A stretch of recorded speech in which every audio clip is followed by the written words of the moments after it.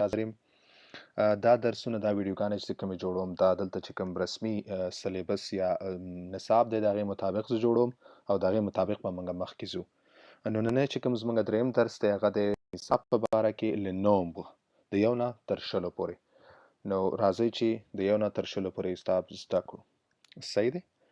ستاسو د اسانتیا دپاره د 1 نه تر 10 پورې دا حساب ما په 4 حصو کې تقسیم کړی دی. هره حصه کې مې 5 نمبر راوستلی چې تاسو دا زده کړئ او سپیلنګ یې هم صحیح وګورئ. نو ستاسو د اسانتیا لپاره ما داسې کړي. راځئ چې شروع کړو.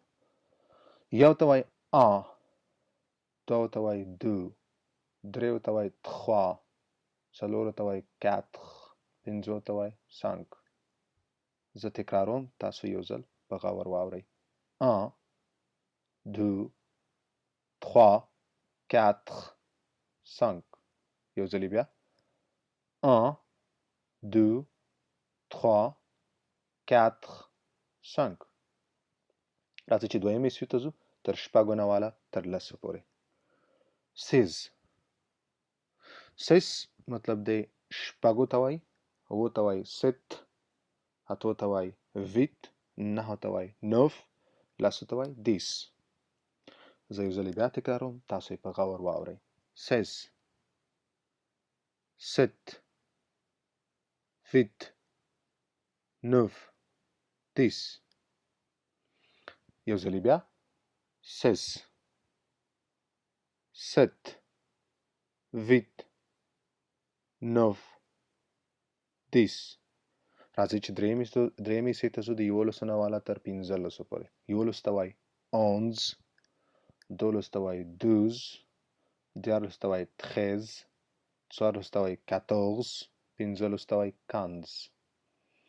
زه تکراروم 11 12 13 14 15.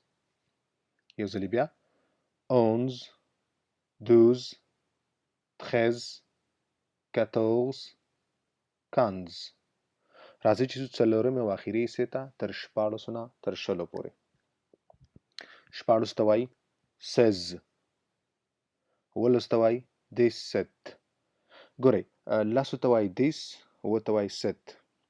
نو 10 او 11 یعنی 17 هغه سپیلنګ هم یو ځای لیکلی دی. صحیح دی؟ 11 ته وایي 17، همداسې 18 ته وایي 18، همداسې 19 ته وایي 19 او 20 ته وایي 20. زه تکراروم، تاسو یو ځل په غور واورئ. 16 17 18 19 20. یو ځل بیا 16 17 18 19 20. نو دا ملګرو د 1 نه تر 20 پورې حساب. دغه ویډیوګانې تاسو بار بار وګورئ او خپلو ملګرو سره یې شریکې کړئ تر څو ټول ترې فایده واخلي.